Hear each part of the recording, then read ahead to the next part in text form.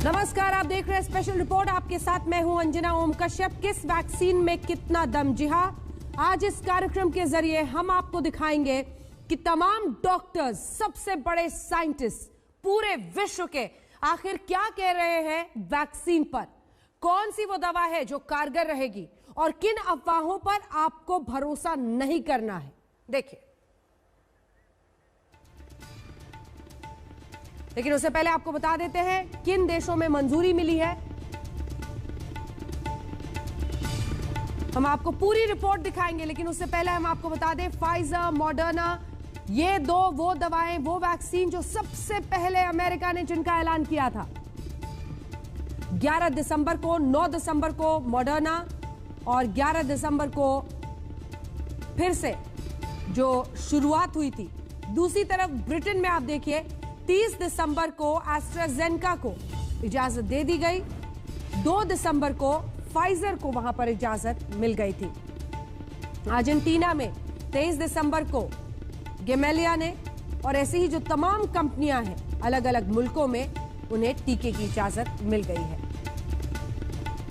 कहां कहां पर टीका लग गया है? 30 देशों में 1 करोड़ से ज्यादा टीकाकरण हो गया। आपको बता दें चीन सबसे ऊपर है 45 लाख लोगों के साथ, अमेरिका दूसरे नंबर पर 43,28,705 लोगों के साथ। वहीं तीसरे नंबर पर इजराइल है। इजराइल ने 10,90,000 लोगों को टीका दे दिया है। ब्रिटेन की बात करते हैं 9,47,205 लोग। चौथे नंबर पर ब्रिटेन है, जिसके बाद 8 लाख लोगों को टीका देने के बाद रूस है। फिर जर्मनी है, 2,38,809 लोगों को दे चुका है। जर्मनी के बाद कनाडा 1,14,766, इटली 84,730 और बहरीन 60,000 लोगों को यहां पर मिल चुका है। वहीं डेनमार्क में हम आपको बताएं, डेनमार्क में भी कई लोगों को, 40,000 लोगों को टीका दिया जा चुका है। इस वक्त सीधे हमारे साथ doctor Randeep Guleria, director AIIMS के, जुड़ रहे हैं।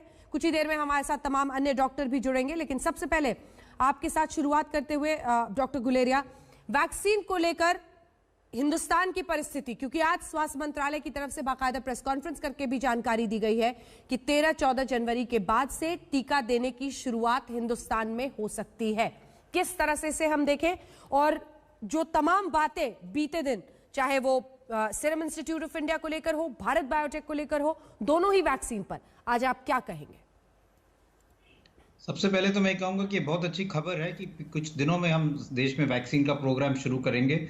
हमारे देश में एक बहुत बड़ी चुनौती है, क्योंकि हमारी जनसंख्या बहुत ज़्यादा है। तो जितनी जल्दी हम वैक्सीन का प्रोग्राम शुरू करेंगे, उतना ही हम आगे बढ़ सकते हैं। और मेरा ये मानना है कि हमें ये देखना चाहिए कि दोनों वैक्सीन सेफ हैं, दोनों एफिकेशियस हैं। डेटा रेगुलेटर्स ने देखा है, एक्सपर्ट्स कमेटी ने भी देखा, और उसको देख के ही उन्होंने अप्रूव किया है। तो अगर एक्सपर्ट्स कमेटी, जिसमें काफ़ी हर एक स्पेशलिटी के एक्सपर्ट्स हैं, उन लोगों ने अगर ये देख के अप्रूव किया है, तो हमें उन पर विश्वास करना चाहिए और हमें आगे बढ़ना चाहिए, क्योंकि हमारे को यही एक मौका है कि हम इस पैंडेमिक से निकल सकते हैं। और सिचुएशन ऐसी है कि जैसे हम देख रहे हैं यूके में, यूरोप में सिचुएशन अच्छी नहीं है। वहाँ पे केसेस एकदम बढ़ गए हैं और वहाँ पे लॉकडाउन फिर से शुरू हो गया है। इसीलिए हम ये नहीं चाहते कि अभी हमारी जो अच्छी स्थिति है वो खराब हो, वो बिगड़े। इसलिए हम अगर वैक्सीनेशन प्रोग्राम जल्दी शुरू कर पाएंगे तो लोगों की जान भी बचा पाएंगे, पैंडेमिक से बाहर भी निकल पाएंगे। ये हमें याद रखना चाहिए कि हमारे पास कोई इफेक्टिव एंटीवायरल ड्रग नहीं है इस वायरस के अगेंस्ट।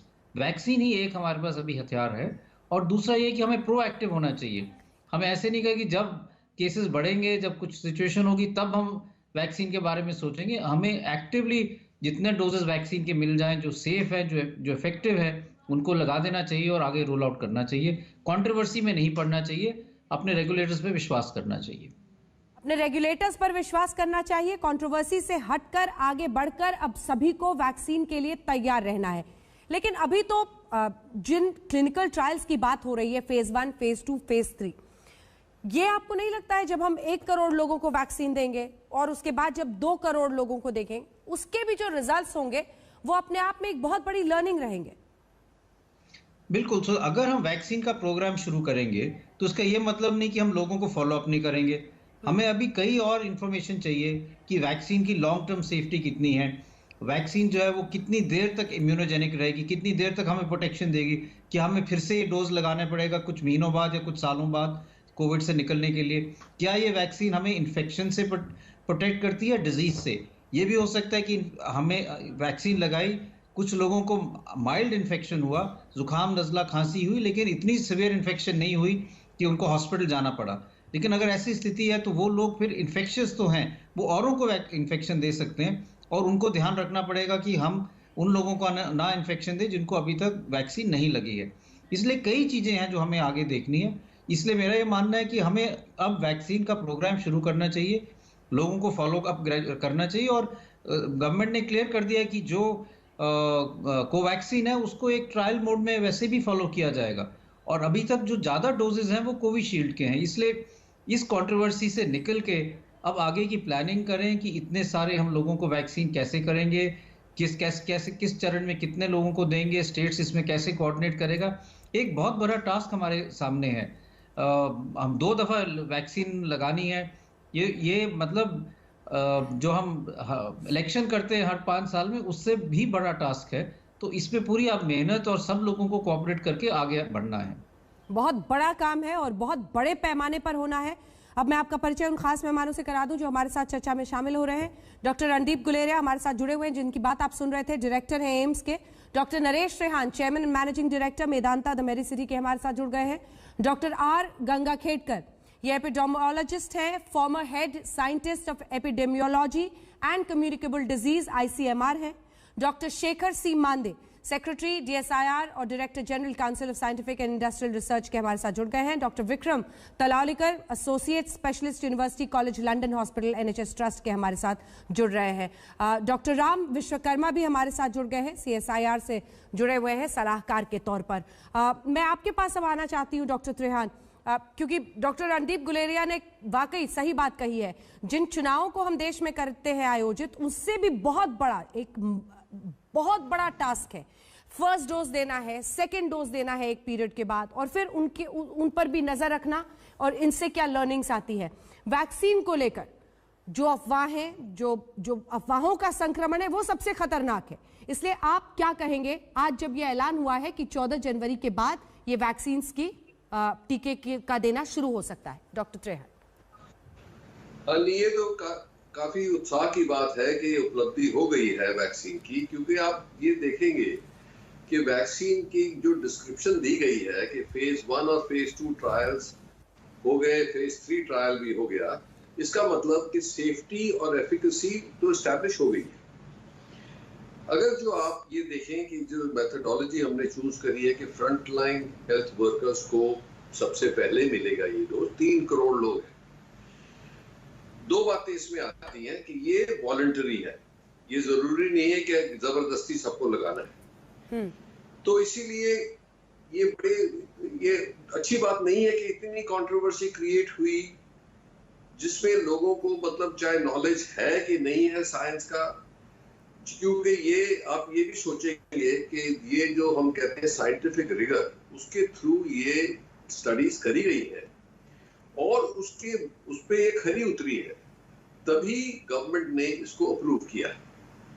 अब आप ये भी देखें कि जो इतनी हमारी एजेंसीज हैं, अगर जो वो एक्सपर्ट पैनल थी, DCGI है, ICMR है, सबके इनपुट, डॉक्टर गुलेरिया के भी सारे इनपुट्स हैं, डॉक्टर पॉल के भी इंस्टीट्यूट थे, इन सब की कोई रिस्पॉन्सिबिलिटी बनती है। ये अपना नाम किसी पे ऐसे नहीं रखेंगे कि भाई इसका तो कोई पर शक है कि ये सेफ है कि नहीं।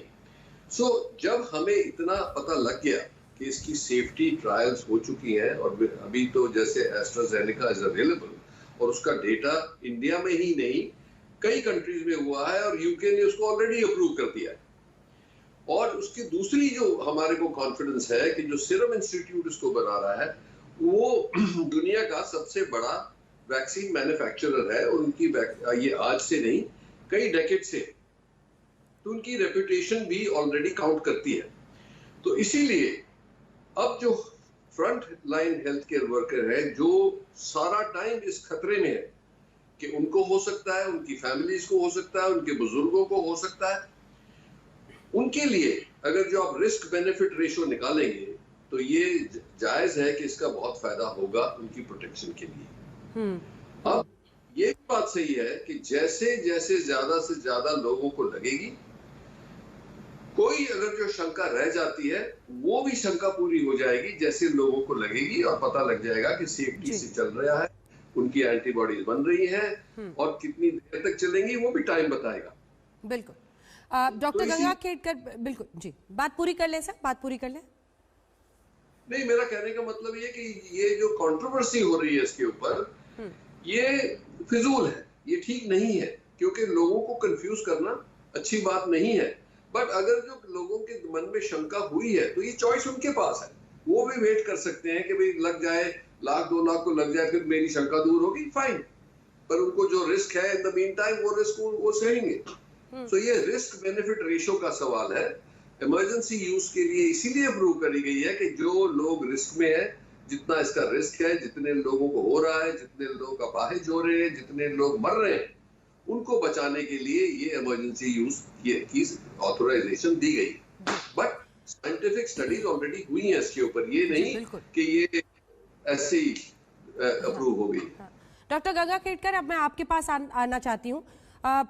देखिए, चाहे मोबाइल के जरिए हो, तरह तरह की अफवाहें लोग फैला रहे हैं, बहुत सारी जो अनवांटेड चीजें हैं उसको जानबूझकर फैलाया जा रहा है, और कुछ विपक्षी पार्टियों ने भी सवाल खड़े कर दिए कि सरकार की वैक्सीन है, हम नहीं लेंगे, कोई दूसरा कह रहा है कि विश्वसनीयता नहीं रही है। इन सब के बीच आपको क्या लगता है, ऐसी बातें आप लोग क्या समझा सकते हैं जिससे लोग भरोसा रखें और समझें कि ये वैक्सीन क्यों इस वक्त जरूरी है? और तभी कई ऐसे राष्ट्राध्यक्ष हैं जो पब्लिकली ये वैक्सीन ले रहे हैं ताकि लोगों का भरोसा जगे। लोगों का भरोसा सिर्फ कोई पॉलिटिकल लीडर ने लिया उससे होना नहीं चाहिए। लोगों को ये समझना है कि ये पूरी सिस्टम होती है। सिस्टम ने बोला है कि ये वैक्सीन को अप्रूवल मिला है, अप्रूवल मिलने के बाद में हमको दूसरा सोचना पड़ेगा। अगर मैं ना लूं तो उसका नुकसान कितना भुगतने को मैं तैयार हूं। मैं खुद नहीं, मेरी फैमिली भी उसकी वजह से तकलीफ में आएगी। मेरे जो रिश्तेदार है उनको तकलीफ होने का डर रहेगा, दोस्तों को तकलीफ होने का डर रहेगा। उससे बेहतर है हमको एक सोच सुधारने का सोचना चाहिए। अब जब हम ये करने जाएंगे तो आपको मालूम है, हम लोग जब सोचते हैं तो हमको जो चीजें याद रहती है उनमें बुरी चीजें बहुत जल्दी याद रहती है। आप ये देखते हैं, अभी 1 करोड़ लोगों को वैक्सीन लगाई गई, आपके ही रिपोर्ट ने पहले बताया। अब वो 1 करोड़ लोगों में शायद 3 या 4 लोगों को उसकी थोड़ी रिएक्शन दिखाई थी, उससे किसी की मौत तो नहीं हुई, लेकिन उनको जो शॉक हुआ उसमें से हम उनको बाहर निकाल पाए हैं। अब हमारे अगर जहन में यही रहेगा कि 4 लोगों को ऐसे हुआ, उसका जब मैं एनालिसिस करूं तो मुझे ये समझने की क्षमता चाहिए कि ये लाखों लोगों में एक आदमी को हुए वाली चीज है, लेकिन उसको मैं ज्यादा सोचूंगा और लोगों को वही बताऊंगा तो उससे मुझे बहुत दिक्कत हमको कंट्रोल करने में आएगी। सबसे बड़ी बात, जो सोशल मीडिया से जो आपको मैसेजेस आते हैं, आपके लिए कोरोना हेल्पलाइन है। कोरोना हेल्पलाइन से आप पूछ सकते हैं क्या ये मैसेज ऑथेंटिक है। अगर ये ऑथेंटिक नहीं है तो उसको फॉरवर्ड मत कीजिए। बगैर देखे फॉरवर्ड करना यानी सब लोगों को, अपने समाज में के लोगों को कहीं गलतफहमी में रखना, इस ढंग का हो सकता है।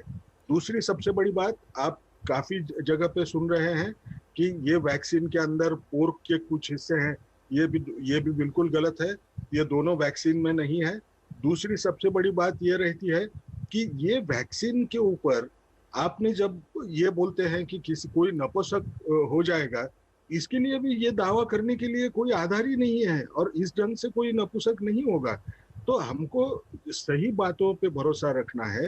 ये इमरजेंसी सिचुएशन है, क्योंकि जितने जल्दी हम वैक्सीनेट कर पाए तो ये डिसीज के ऊपर कंट्रोल करने में कामयाब हो सकते हैं। तो गलत चीजों पे भरोसा मत रखो, गलत चीजें प्रोपोगेट मत करो, और कम्युनिटी ने, हर एक ने सही जो इंफॉर्मेशन है दूसरों को देने की कोशिश करना चाहिए। इससे पहले कि मैं अन्य डॉक्टर्स के पास जाऊं, डॉक्टर गुलेरिया, मैं वापस आपके पास आना चाहती हूं।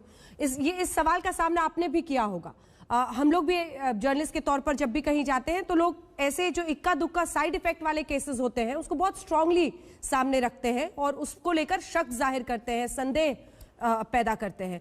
इस पर आपका क्या जवाब होगा? और जो अंग्रेजी में कहते हैं what does one expect after the vaccination begins, यानी एक बार टीका लगना शुरू हो तो उसके बाद आदमी क्या उम्मीद करे कि क्या बदलेगा, कैसे धीरे धीरे चीजें आगे बढ़ेंगी, इस पर आप क्या कहेंगे डॉक्टर गुलेरिया? दो चीजें हैं। एक तो ये चीज है, अगर हम वैक्सीन की बात करें और अगर हम पूरी वैक्सीन ट्रायल्स देखें जो दुनिया में हुई है, सारी वैक्सीन को हम एड ऑन करें जो लोगों को वैक्सीनेट किया गया है, तो लगभग 90,000 लोगों से ज़्यादा को वैक्सीन का ये टीका लगा है डिफरेंट ट्रायल्स में, चाहे मॉडर्ना की बात करें, फाइजर की, एस्ट्राजेनेका की या भारत बायोटेक की, या फिर और डेटा जो है रशिया से या चाइना का। किसी में भी ऐसा कोई सिग्नल नहीं आया कोई सीरियस कोई सिग्निफिकेंट साइड इफेक्ट्स है। इसलिए हमें ये देखना चाहिए कि ऐसा कोई साइड इफेक्ट का कोई शंका नहीं होनी चाहिए। सबसे पहली चीज जो लोग देखते हैं, रेगुलेटर्स देखते हैं, जो स्टडी करते हैं, वो साइड इफेक्ट देखते हैं, चाहे वो एनिमल स्टडी हो, चाहे फेज 1 हो, फेज 2 हो, फेज 3 हो। इसलिए साइड इफेक्ट्स का कोई मेजर साइड इफेक्ट्स इस वैक्सीन से कोई ऐसा इंडिकेशन नहीं है। दूसरा, कुछ हद तक साइड इफेक्ट्स जो लोकल 5 to 10% में हो सकते हैं, वो यही है कि जहाँ इंजेक्शन लगा वहाँ थोड़ी सी दर्द हुई, 1-2 दिन के लिए बुखार हुआ, या थोड़ी बॉडी एक्स या जॉइंट पेन्स हुई, ये नॉर्मल है, इसके लिए कोई घबराने की बात नहीं है। मैं दो चीजें कहूंगा। एक तो ये बहुत जरूरी है कि हम समझे कि हमें दोनों डोजेस लगाने चाहिए। कई लोग सोचते हैं कि हमने एक डोज लगा लिया तो इसके बाद हमें कुछ प्रोटेक्शन मिल जाएगी और हमें दूसरा डोज नहीं लगाना। दोनों डोज लगाना जरूरी है, क्योंकि उससे ही हमें हमारी इम्यूनिटी को एक बूस्टर इफेक्ट मिलेगा और लॉन्ग लास्टिंग इम्यूनिटी मिलेगी। दूसरा, जो हमारा ऑप्टिमम जो इम्यूनिटी मिलेगी वो दूसरे इंजेक्शन के 2 हफ्ते बाद तक मिलेगी। तो इसलिए उस टाइम तक हमें कोविड अप्रोप्रिएट बिहेवियर पूरी तरह से निभा के रखना है। ये नहीं सोचना कि मैंने पहला टीका लगा दिया और अब मुझे मास्क लगाने की जरूरत नहीं है, फिजिकल डिस्टेंसिंग की जरूरत नहीं है। वो गलत धारणा होगी और उससे आपको इन्फेक्शन होने के चांसेस रहेंगे। इसलिए ये समझना बहुत जरूरी है। एक दफा जब आपको टीका लग जाएगा तो आपको प्रोटेक्शन मिलेगा। अभी तक काफी एविडेंस है कि एटलीस्ट सीवियर इन्फेक्शन नहीं होगा आपको। जो भी लोगों को फेज 3 ट्रायल में वैक्सीन लगी है, उनमें से बहुत कम लोग हैं जो या ना के बराबर ही हैं जिनको सीवियर इन्फेक्शन हुआ और आईसीयू में आना पड़ा। मेजॉरिटी जिनको अगर थोड़ा बहुत भी कोविड हुआ है, माइल्ड इन्फेक्शन हुआ है। तो इससे हमारा डेथ रेट कम होगा, हमारे जो लोगों को जो जान जा रही है वो उसको हम रोक पाएंगे। और जो लोग हॉस्पिटल में काम करते हैं वो रोज देखते हैं कि कैसे कैसे unfortunately in all age groups people get severe COVID and die because of it. वो हम रोक पाएंगे। हम बाहर ये इसकी गंभीरता नहीं समझ पाते, लेकिन वो परिवार जिनमें किसी को ऐसे सीरियस इन्फेक्शन हुई और जो वेंटिलेटर पे पेशेंट आ गया और कई दिन वेंटिलेटर के बाद उसकी जान चली गई, वो फैमिली तो पूरी तरह से नष्ट हो जाती है। और वो ये कहते हैं कि आप चाहे कितने परसेंटेज कहो कि हमारा केस फर्टिलिटी रेट इतना कम है, हमारे लिए तो वो उससे कई गुना ज्यादा हो गया।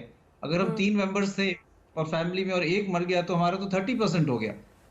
तो इसीलिए हमें समझना चाहिए कि vaccine is the only way out जिससे हम अपनी डेथ रेट कम कर सकते हैं और उससे केसेस भी कम होंगे।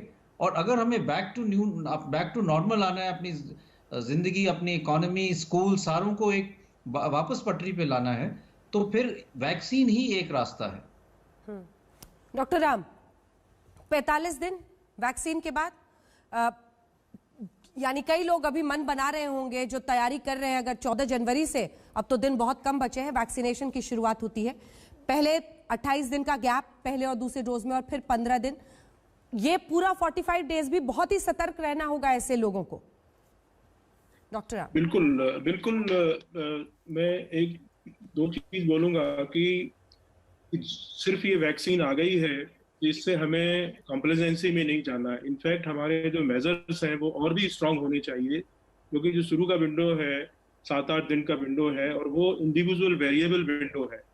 जरूरी नहीं है कि आपके अंदर मोनोक्लोनल एंटीबॉडी जनरेट हो जाए 7 दिन में, मेरे अंदर 10 दिन भी हो सकता है, because immunologically we are all different and सब पॉपुलेशंस आर डिफरेंट। तो यहाँ पर जो मेजर्स हैं अभी उनको और भी स्ट्रांग करना पड़ेगा। लोगों को समझना पड़ेगा कि हमें उन्हीं मेजर्स को अच्छे से उनको करना है, तभी इस वैक्सीन का जो chain break, viral chain break जिसको हम बोलते हैं, तभी हम उस स्टेज पर पहुंच पाएंगे। तो ये बहुत जरूरी है कि इस चीज को समझें। और दूसरा, जो पॉजिटिव एनवायरनमेंट बना के रखें। मैं इतना बोलूंगा कि ऐसी त्रासदी 300 या 400 साल के बाद आती है विश्व में, और पूरी दुनिया आज इससे जुड़ी हुई है।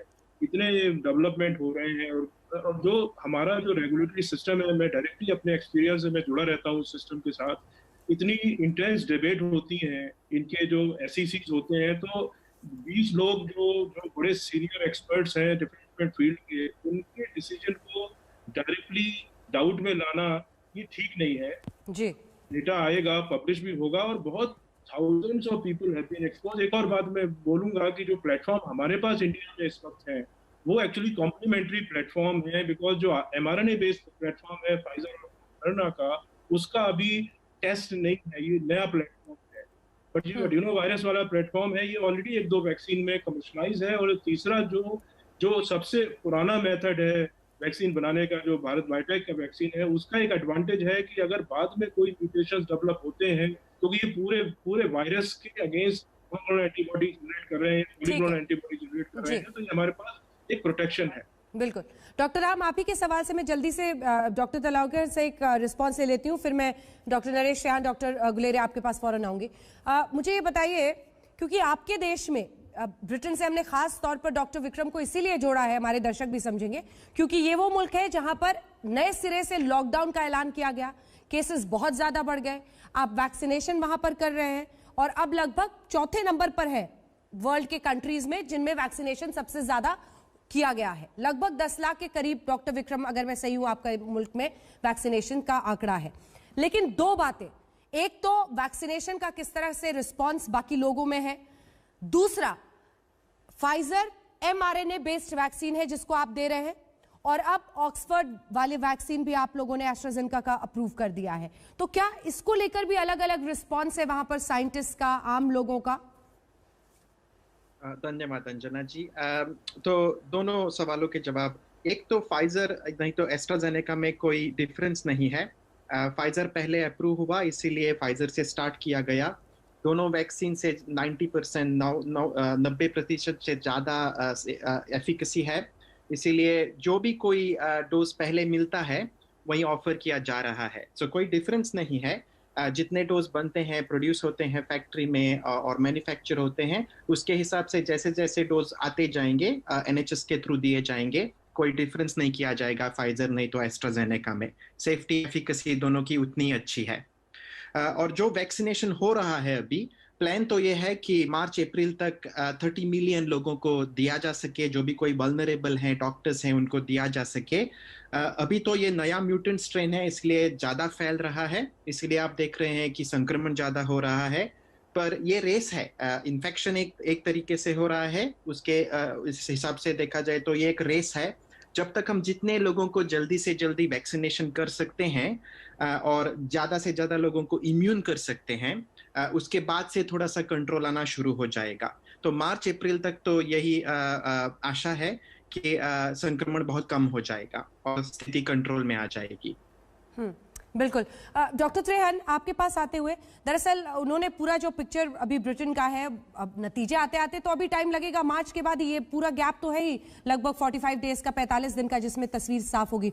लेकिन मैं ये एक कंपैरिजन करके समझना चाह रही थी कि कोई mRNA बेस्ड जो वैक्सीन है जैसे कि मॉडर्ना और फाइजर का है, और स्पाइक प्रोटीन के जरिए ये जो ऑक्सफोर्ड और ये वाला हमारा वैक्सीन है, क्या इन दोनों में भी फर्क है? और सूटेबिलिटी के हिसाब से क्या इंडिया के लिए ये वाले वैक्सीन प्रोटीन बेस्ड ज्यादा बेहतर है?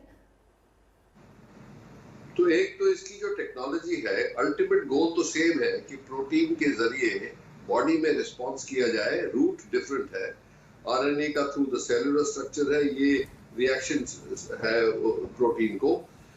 तो इम्यूनिटी जैसे हम कहते हैं वो तकरीबन सेम ही आएगी। ये जो भी स्टडी शो कर रही है, जैसे डॉक्टर साहब ने पहले बोला, यूके में उनका ये विचार है कि 90% दोनों में आएगी, तो इसलिए वो डिस्क्रिमिनेट नहीं कर रहे। तो ये तो अच्छी बात है। बट हिंदुस्तान के लिए Pfizer is not suitable for large scale vaccination, क्योंकि उसको स्टोर जो करना पड़ता है वो -70 डिग्रीज पे करना पड़ता है।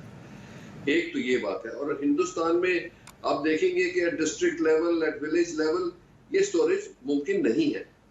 दूसरी बात ये कि इट इज एक्सपेंसिव, और वो $60-70 का अगर जो एक ट्रीटमेंट या एक डोज मिलेगा, तो हमारी तादाद इतनी ज्यादा है कि वो सूटेबल ही नहीं है कि इसको लगाएं। तो हमारी जो खुद की बनाई हुई इंडिया में सीरम इंस्टीट्यूट की क्वालिटी अच्छी है और उसके लिए वो उपलब्ध भी है, और गवर्नमेंट को तो 200 रुपए में मिल रही है। पर डोज। तो इसीलिए आप देखेंगे कि कितने, जैसे 30 करोड़ लोगों का गवर्नमेंट ने मतलब उनको ऑर्डर दिया है कि पहले 3 करोड़ लगेंगे for the front line workers, पर हमें हर्ड इम्यूनिटी पहुंचने के लिए कोई 30 करोड़ लोगों को वैक्सीनेट करना पड़ेगा। अब ये बहुत बड़ा टास्क है, पर ये जो मैस वैक्सीनेशन है ये हिंदुस्तान के लिए कोई नई चीज नहीं है। पहले भी कई बार ऐसी चली है कि जैसे पोलियो था, उसके अंदर देखोगे कि आपके गवर्नमेंट ने, प्राइवेट सेक्टर ने, एनजीओज ने, वॉलंटरी ऑर्गेनाइजेशंस ने मिलके ये सारा टास्क पॉसिबल किया था। अब गवर्नमेंट इसको रोल आउट कर रही है, इसको कॉशियसली करना है कि कंफ्यूजन नहीं हो। जैसे अमेरिका में अब रिपोर्ट्स आ रही हैं कि बहुत सारी कंफ्यूजन हो गई, कोई किसी का नाम मैच नहीं कर रहा, तो किसी को मिला नहीं है, तो कहीं वैक्सीन नहीं पहुंची। ये चीजें नहीं होनी चाहिए, इसीलिए ये आप देख रहे हो कि ड्राई रन किए गए, ये इसका प्रोटोकॉल बन गया, इसकी डिपोज बन गए कि भाई यहाँ पे स्टोर करी जाएगी, और इसको एस्ट्राजेनेका को 2 to 8 डिग्रीज में करना है, जो फ्रिज लेवल कर लेता है। तो उसकी तो फीजिबिलिटी हमारे पास विलेज लेवल में भी है, तो सेफ्टी बढ़ जाएगी, इसकी सूटेबिलिटी बहुत अच्छी है हिंदुस्तान के लिए। और जैसे हमने कहा कि कुछ लोगों को जैसे हो सकता है कि ये जो वायरस गया है, ऑल्दो जितने हमें मिले हैं या नहीं मिले, पर एटलीस्ट अनुमान ये है कि 20 से 30 करोड़ लोगों को ऑलरेडी एक्सपोजर हो चुका है। और अगर जो 30 करोड़ लोगों की वैक्सीनेशन हो जाएगी तो हर्ड इम्यूनिटी इमिनेंट है कि आ जाएगी, उससे बहुत राहत मिलेगी कंट्री को। तो इसके अंदर कोई शंका नहीं होनी चाहिए, हमें सबको साथ लेके इसको, ये टास्क को अकम्प्लिश करना है जी। और जैसे जैसे लगता है लोगों की शंका कम होती जाएगी, और ये जो बेकार की कंट्रोवर्सी उठाई जा रही है ये अपने आप ही डाई डाउन हो जाएगी, हमें लड़ने की कोई जरूरत नहीं है। बिल्कुल। डॉक्टर रणदीप गुलेरिया, चूंकि अब हम बुलेटिन के दूसरे हिस्से में आ रही हूं, तो एक सवाल जो बच्चों को लेकर उठ रहा है, जिसके मैं अपने दर्शकों को भी बता दूं, भारत बायोटेक का जो वैक्सीन है कोवैक्सीन, वो 12 साल के ऊपर के बच्चों के लिए अप्रूव हुआ है, और कोविशील्ड अबव 18 यानी 18 साल के ऊपर के लोगों के लिए। क्या बच्चों के लिए ये वैक्सीन शुरुआत करनी जरूरी है? क्या जो ये एज का मापदंड है उससे भी वैक्सीन के बारे में कुछ पता चलता है बच्चों के नजरिए से? डॉक्टर गुलेरिया, क्या बताएंगे आप? बच्चों में वैक्सीन करना तो एक टाइम पे जरूरी होगा, क्योंकि ऑल्दो बच्चों में माइल्ड बीमारी होती है और उसमें मोर्टेलिटी कम है, लेकिन जैसे जैसे स्कूल खुलेंगे तो ये डर रहता है कि बच्चों में इन्फेक्शन ना हो और वो इन्फेक्शन लेके घर आए और घर में फिर किसी बुजुर्ग को या किसी और कोमॉर्बिडिटी वाले को इन्फेक्शन ना हो जाए। लेकिन बच्चों में वैक्सीनेट करने से पहले डेटा जो है उसका सेफ्टी का आना बहुत ज़रूरी है, और मोस्टली जो ट्रायल्स होते हैं उसमें बच्चे जो हैं वो एक्सक्लूड किए जाते हैं फर्स्ट ट्रायल्स में, और अडल्ट्स में ही वैक्सीन पहले की जाती है। अगर उसमें सेफ्टी डेटा अच्छा है तो फिर हम उसको एक्सटेंड करते हैं। और अब कई ट्रायल्स हैं जिसमें अब बच्चों की भी वैक्सीन करके देखे जा रहे हैं, तो सेफ्टी डेटा अगर बच्चों में अच्छा आता है और इम्यूनोजेनिसिटी अच्छी आती, फिर हम बच्चों में वैक्सीनेट करने का सोच सकते हैं। लेकिन अभी स्पेशली यंगर चिल्ड्रन में जो 5 से 10 साल की उम्र वाले बच्चे हैं, उनमें अभी तक कोई डेटा नहीं है सेफ्टी और एफिकेसी का, इसलिए अभी तक उनको वैक्सीनेट हम नहीं कर पाएंगे। वैक्सीनेट नहीं कर पाएंगे। आइए अब आपको सीधे लिए चलते हैं डॉक्टर गंगा खेड़कर के पास। सर, आपने बहुत अच्छे से समझाया कि अफवाहों से दूर रहना है, और जब भी आप सोशल मीडिया पर कुछ भी देखें, फॉरवर्ड करने से पहले सोशली रिस्पॉन्सिबल बिहेवियर देखें। लेकिन दूसरी तरफ वैज्ञानिकों ने जिस तरीके से इसको आगे बढ़ाया है, क्योंकि आप फॉर्मर चीफ साइंटिस्ट भी रह चुके हैं, तो मैं चाहती हूं कि साइंटिस्ट के एंगल से, क्योंकि डॉक्टर्स के एंगल से हमने पूरी बात सुनी है, एक साइंटिस्ट की नजर से इस वैक्सीन को समझे। कई लोगों का यह मानना है कि 8-8, 10-10 साल लग जाते हैं वैक्सीन आने में, फिर कहीं जल्दबाजी तो नहीं हो गई। प्री क्लिनिकल ट्रायल्स होते हैं, उसके बाद क्लिनिकल में फेज 1, फेज 2, फेज 3 होता है। फेज 3 अभी भारत बायोटेक का नहीं हुआ है। एक साइंटिस्ट के नजरिए से आप कैसे भरोसा दिलाएंगे? मैं एक चीज सबसे बड़ी आपको बोलता हूँ, ये सबसे बड़ी साइंस की उपलब्धि हुई है। ये क्या एक दिन के मेहनत से हुई नहीं। ये HIV में और इबोला में ये वायरल जो प्लेटफॉर्म्स जो आपको दिख रहे हैं, ये वैक्सीन डेवलपमेंट के प्लेटफॉर्म पहले से बनाए वाले थे। उन प्लेटफॉर्म्स को इस्तेमाल करके ये जो विषाणु के खिलाफ जो वैक्सीन बनी है, वो बना पाए हैं। अब सबसे बड़ी बात हमको एक समझना है, ये तो खुशी है जल्दी साइंस ने उसके खिलाफ वैक्सीन भी डेवलप करी, लेकिन हमको उसके ट्रायल्स भी होना जरूरी था। आप अगर ऐसे देखें तो एनिमल ट्रायल्स से लेके जाके लैब में से तो हुए ही थे, एनिमल ट्रायल्स भी हुए हैं और उसके बाद में ये इंसानों में ट्रायल्स लिए गए। अब ये कोई नई चीज नहीं है कि accelerated track development of vaccine, ये कोई नई बात नहीं है। इसमें आप इबोला में देखे हैं, इबोला में भी जो वैक्सीन बनी वो तो फास्ट ट्रैक अप्रूवल मोड में ही बनी थी। तो ये चीजें कि ये लोगों को बेनिफिट देखते हुए जल्द से जल्द वो ट्रायल्स करने के लिए जितना हम फ्लेक्सिबिलिटी साइंस में अलाउ कर सकते हैं वो दी जाती है और वो इनको मिली है। तो हमको ये नहीं सोचना चाहिए कि 1 साल में वैक्सीन बन गई यानी कुछ गलती हो गई होगी। हमको ये समझना है हम उस जमाने से आए हैं जिस जमाने में हम कई कबार सोचते थे कि फोन लगाना है तो लैंडलाइन से ही लगाना पड़ेगा, मोबाइल हाथ में ले पाएंगे, वीडियो कॉल ले कर पाएंगे। ये उसमें अगर आप डिफरेंस देखें तो वो तो बहुत ही कम था जब हमने हाथ में मोबाइल लेके फिरना शुरू कर दिया और वीडियो कॉल भी होना शुरू हो गए। तो बोलने का मकसद क्या है, as society progresses, as science progresses, rapid development of technologic products ये होता ही है। उस पर भरोसा रखें। आप हर चीज को अगर क्वेश्चन करेंगे तो वो तो बहुत मुश्किल हो जाएगा। ये पूरा आउटब्रेक अगर सारे लोगों को अगर हमको इन्फेक्शन अगर होने तक हमको रुकना है तो वो शायद हमारे समाज के लिए अच्छा नहीं होगा। ठीक है, डॉक्टर गुलेरिया आपके पास आते हुए फिर डॉक्टर नरेश रेहान से भी मैं ये सवाल पूछूंगी। डॉक्टर गुलेरिया, ये अभी 1 करोड़ पहले हम दे रहे हैं लोगों को वैक्सीन, उसके बाद 2 करोड़ का टारगेट है। क्या प्राइवेट हॉस्पिटल्स तक रोल आउट होने के लिए भी कोई रोड मैप है? इस बारे में आप क्या जानकारी देंगे? आम लोगों तक कब तक ये उम्मीद रखें वो कि उनके लिए भी एक रोड मैप तैयार हो जाएगा? और इसी के साथ अब तो सर 5 जनवरी हो गया और कुछ ही दिनों में होना है, तो किस तरह से आप लोगों की तैयारी हो रही है इसको पूरा गेयर अप करने के लिए और उस इम्पोर्टेंट डे तक पहुंचने के लिए? डॉक्टर गुलेरिया। तो इसके जो वैक्सीनेशन का प्रोग्राम है इसके लिए तो कई महीनों से काम चला हुआ है। गवर्नमेंट ने एक हाई लेवल कमेटी बनाई है जिसका नाम नेगवैक है। नीति आयोग और मिनिस्ट्री के लोग हैं उसमें, और डॉक्टर पॉल और हेल्थ सेक्रेटरी उसके चेयरपर्सन हैं। उन्होंने बहुत मीटिंग्स करके बारीकी से इस पे काम किया है और इसलिए ड्राई रन्स भी हो चुकी हैं। हमने देखा है कि कैसे हम वैक्सीन कोल्ड चेन से, मैन्युफैक्चरर से स्टोरेज एरिया में कोल्ड चेन मेंटेन करके आ सकती हैं और कैसे डिस्ट्रीब्यूट होगी। जो कोविन ऐप है उसमें कैसे लोगों का डेटा अपलोड किया जाएगा और कैसे उनको एसएमएस दिया जाएगा कि आपको इस टाइम इस जगह आना है और आपकी वैक्सीन लगेगी। जो हेल्थ केयर वर्कर्स हैं, चाहे वो प्राइवेट सेक्टर में हो चाहे गवर्नमेंट सेक्टर में हो, सबको फर्स्ट फेज में वैक्सीन लगेगी और उसका भी एक मैकेनिज्म है जो हॉस्पिटल बेस्ड वैक्सीनेशन का मैकेनिज्म है।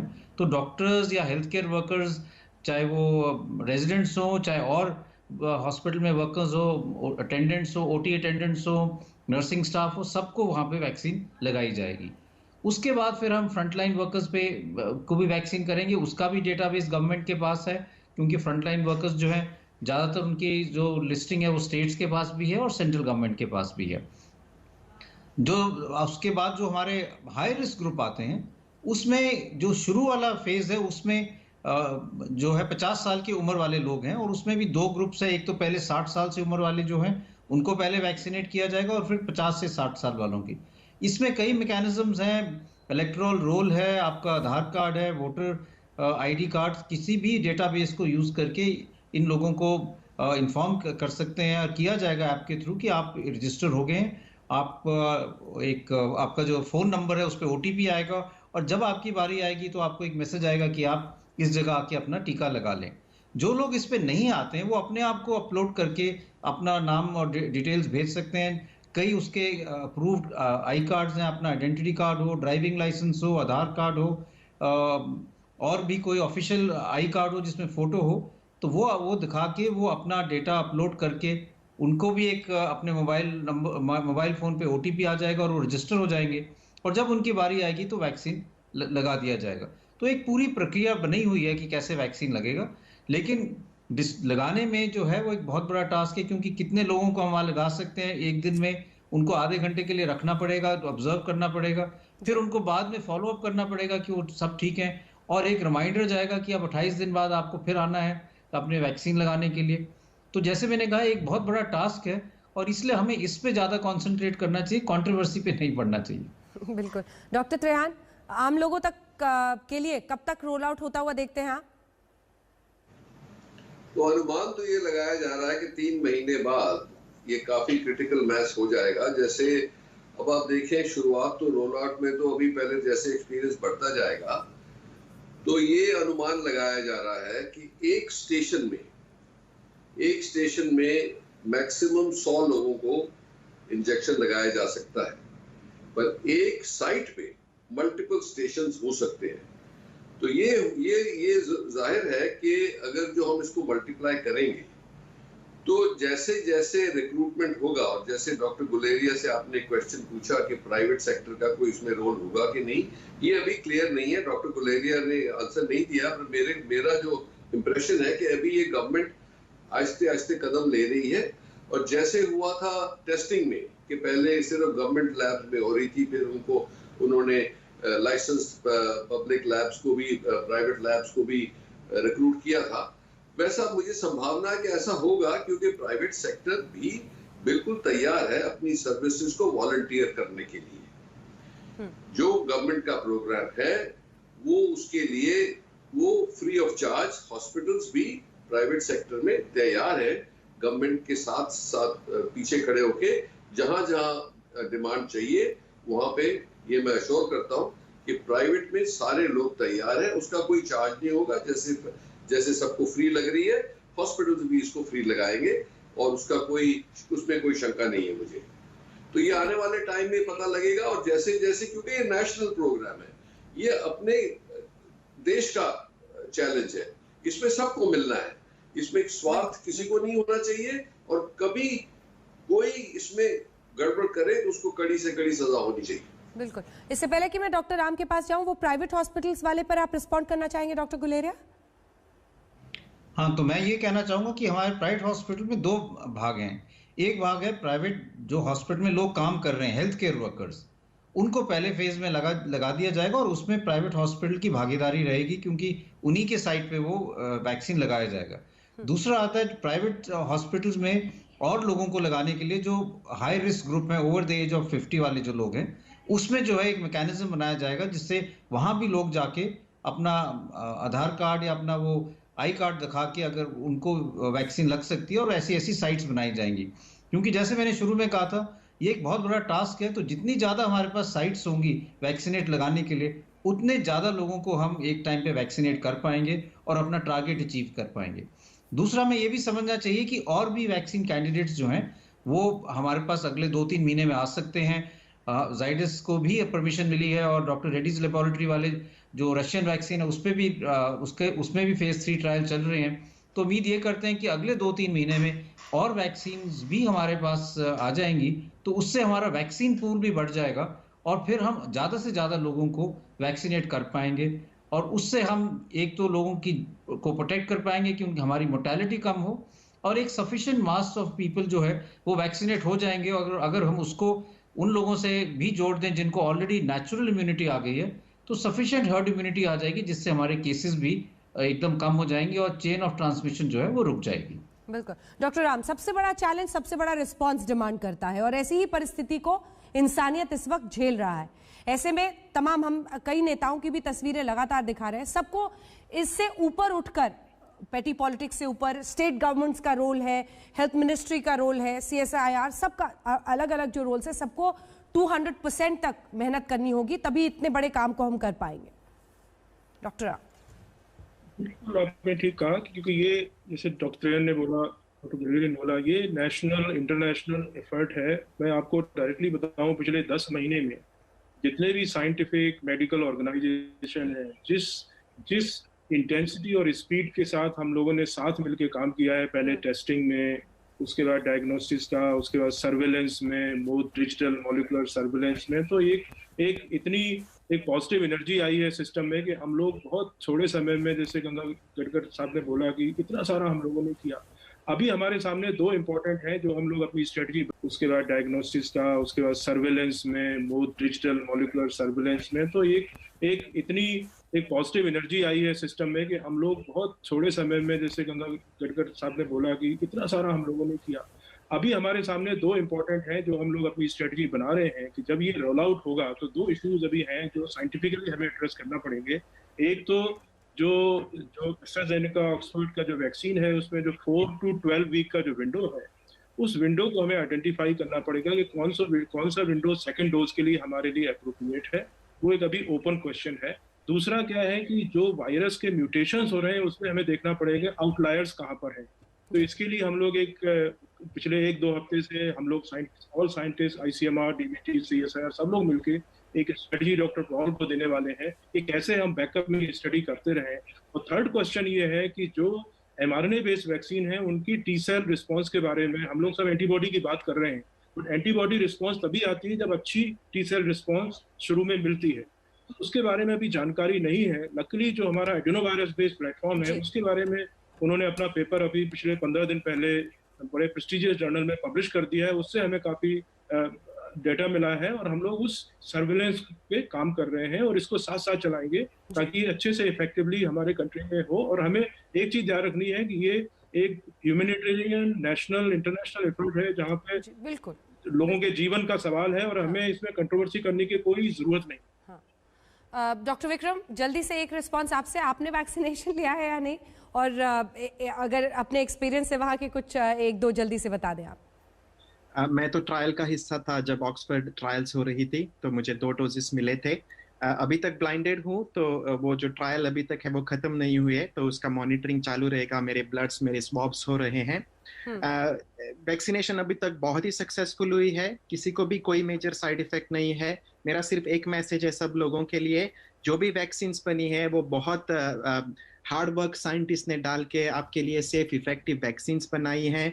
कई बार इमरजेंसी सिचुएशन में जल्दी अप्रूवल देना पड़ता है, फेज 3 ट्रायल्स तक रुक नहीं सकते हैं क्योंकि 60-70% बहुत ज़्यादा पॉपुलेशन है, उनको वैक्सीन लेना बहुत ज़रूरी है। इसीलिए जो भी आपको हेल्थ केयर एजेंसी वैक्सीन देती है वो जाके लें। जितनी जल्दी आप वैक्सीन लेंगे आप खुद की ज़िंदगी भी बचा सकेंगे और अपने रिश्तेदारों को और फैमिली और फ्रेंड्स को भी बचा सकेंगे। तो भरोसा रखिए और कोई मिथ्स, अफवाहों को फैलने मत दीजिए। बहुत अच्छा कहा डॉक्टर विक्रम ने। डॉक्टर गुलेरिया, 2 लाइन में कंक्लूडिंग रिमार्क आपकी तरफ से। मैं यही कहूंगा कि जैसे डॉक्टर विक्रम ने कहा कि हम जो वैक्सीन मिल रही है हमें वही लगानी चाहिए और उससे हमें भी प्रोटेक्शन मिलेगी और हम अपने फैमिली मेंबर्स को भी प्रोटेक्ट कर पाएंगे कि हम उनको इन्फेक्शन ना दें और उनको सीरियस इन्फेक्शन ना हो।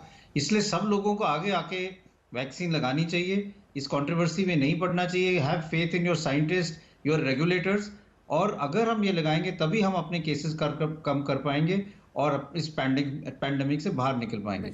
अभी हम ऐसे क्रूशियल स्टेज में हैं कि अगर हमने बहुत देर की और जो वेरिएंट स्ट्रेन जो यूके में इतना ज़्यादा प्रॉब्लम कर रहा है वो हमारे यहाँ आ गया तो फिर हमें एक बहुत बड़ी प्रॉब्लम होगी। जो पिछले 10 महीनों में हमने मेहनत की है वो बिल्कुल उसमें प्रॉब्लम पानी फिर जाएगा। इसलिए मैं ये कहता हूँ कि हम जल्दी से जल्दी जो वैक्सीन रोल आउट हो वो लगाएं जिससे हमारे लोगों में इम्यूनिटी आए और फिर हम इस कोविड पैंडेमिक से आगे निकल पाएं। ऐसी आवाजें जिन पर देश भरोसा करता है, डॉक्टर्स और scientist, doctor Randeep Guleria, doctor Ram Vishwakarma, doctor R Gangakhedkar और डॉक्टर विक्रम तलावलीकर, बहुत बहुत धन्यवाद आप सभी का आज तक के स्पेशल कार्यक्रम में शामिल होने के लिए। हमारी सिर्फ यही कोशिश कि हर हाल में हम सब मिलकर इस आवाज को सामने रखें और जो ऑथेंटिक वॉइसेस है, जो साइंटिस्ट की, डॉक्टर्स की आवाज है, वो आप तक पहुंचाएं।